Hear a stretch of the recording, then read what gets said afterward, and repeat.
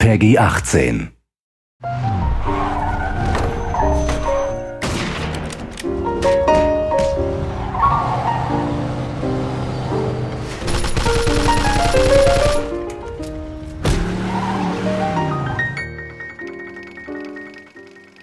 At its core, Mafia 2 is a third-person action crime game. It has all the exciting car chases, all the gunfights and all the melee combat that you'd expect from a game like this. Our target kind of experience was very much things like Goodfellas, Godfather, very kind of adult movies with very serious themes. And for that to happen, we needed the game world to be realistic. Shooting is one of the most important things in the game, and obviously, as we try to be realistic, our weapons are quite lethal. We really wanted to feel like deadly combat. What we don't want is the player sort of rushing enemies and doing things like that, you know. You can only take 2 or 3 shots before you actually die. If someone shoots at you, the first instinct is to get behind some cover. It really feeds into that intense feeling that we really want from the gun combat experience. We spent a lot of time and effort on the cover system because the player will spend a lot of time using it.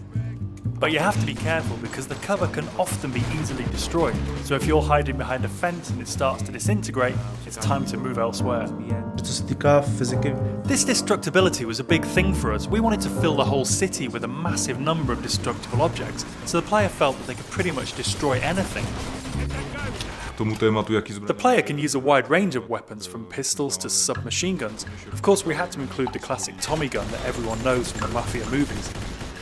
We do massive explosions from different stuff, like vehicles can be exploded. With some Molotov cocktails, they'll sort of set fire to the gasoline as it falls on the floor. And all these different things are things that you'd sort of expect from the 40s and 50s weaponry.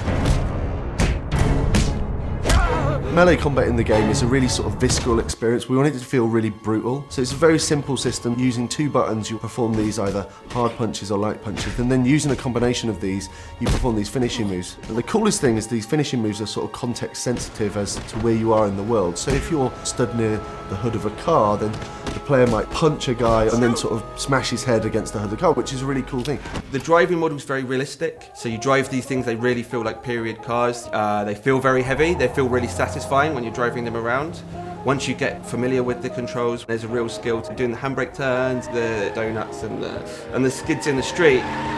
The inspiration for these has been the cars and the car chases that you see in gangster movies. So if you visualise a gangster movie chase, you know, the cars screeching around the corner with the smoke coming off the tyres, guys shooting out of the windows with Tommy guns, this is very much one of the key goals for the driving experience. We've got like a few features in the game which allow the player to sort of like personalise their vehicle. In the body shops you can customise the car at a fair deal. You choose the car that you like the best. You know, I'm going to choose to take this car on the mission because it's better than every other car in the city. I think that's a pretty cool decision to make. Our gameplay is great. We've got shooting, car chasing, everything a game needs, but we also need to link it to the story to create a believable game. We needed to move away from some of the more arcadey conventions that you see in other open world games and focus more on a realistic experience for the player, so the player behaves like a Mafia gangster.